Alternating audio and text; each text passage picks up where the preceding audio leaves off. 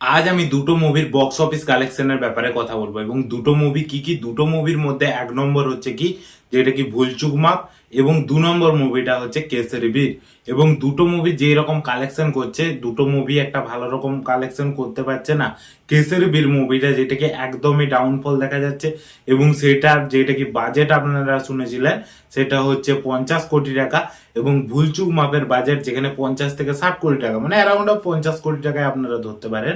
তো সেই ক্ষেত্রে মুভিগুলো কালেকশন কেমন করছে, প্রথমে যদি আমি বলি যে মুভি কেসরি বীর কেমন কালেকশন করছে। কেসরি বীর প্রথম দিন যে ক্ষেত্রে কালেকশন করেছিল মাত্র 25 লাখ টাকা, এবং তারপরের দিন কালেকশন করেছিল 26 লাখ টাকা, মানে কালকের যে কালেকশনটা এবং আজকে যে পরিমাণ কালেকশন করছে সেটা বোঝা যাচ্ছে 30 লাখ টাকার আশেপাশে মুভিটা কালেকশন করতে পারে। তো সেই ক্ষেত্রে মুভিটার টোটাল যে নিট কালেকশনটা হয়ে দাঁড়াচ্ছে 81 লাখ টাকা, এবং যে টোটাল গ্রস কালেকশনটা হয়ে যাচ্ছে সেটা হচ্ছে 90 লাখ টাকা। এবং তাহলে টোটাল ওয়ার্ল্ড ওয়াইড কালেকশন কত হচ্ছে 1 কোটি টাকার কাছাকাছি। মুভিটাই 3 দিনে যদি 1 কোটি টাকা কামায়, তো আপনাদের মনে হয় 50 কোটি টাকা কামাতে পারবে?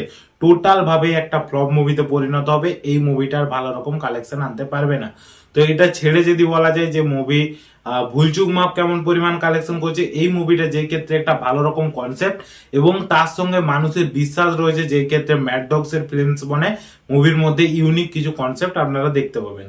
তো সেই ক্ষেত্রে এই মুভিটা মানুষ দেখতে যাচ্ছে, এবং এই মুভিটা যেই পরিমাণ কালেকশন হচ্ছে সেটা দেখার পরে মনে হচ্ছে এই মুভিটা একটা ভালো রকম ভাবেই চলছে। কারণ মুভির বাজেট যে ক্ষেত্রে 50 কোটি টাকা, তো সেই ক্ষেত্রে মুভির কালেকশন একটা বেটার কালেকশন করে দিচ্ছে। প্রথম দিন যে ক্ষেত্রে মুভিটা কালেকশন করেছিল 7 কোটি 20 লাখ টাকা, এবং দ্বিতীয় দিনে যে কালেকশনটা সেইটা বোঝা যাচ্ছে 9 কোটি 35 লাখ টাকার কাছাকাছি কালেকশন হবে। এবং আজকেরও যে কালেকশনটা হতে পারে সেটা মিনিমাম 12 কোটি টাকার আশেপাশে কালেকশন হতে পারে।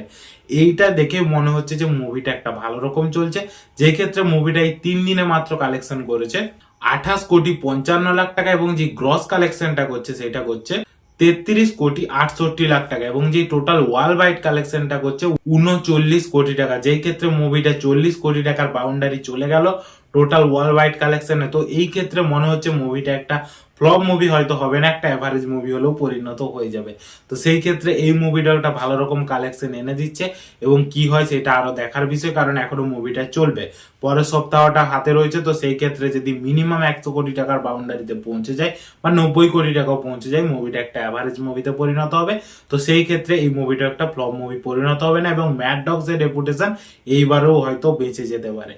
তো সেটাই হচ্ছে আসল দেখার বিষয়। আপনাদের কি মনে হয় এই মুভিটা কত টাকা কালেকশন করতে পারে? 100 কোটি না 100 কোটিরও বেশি কালেকশন করতে পারবে?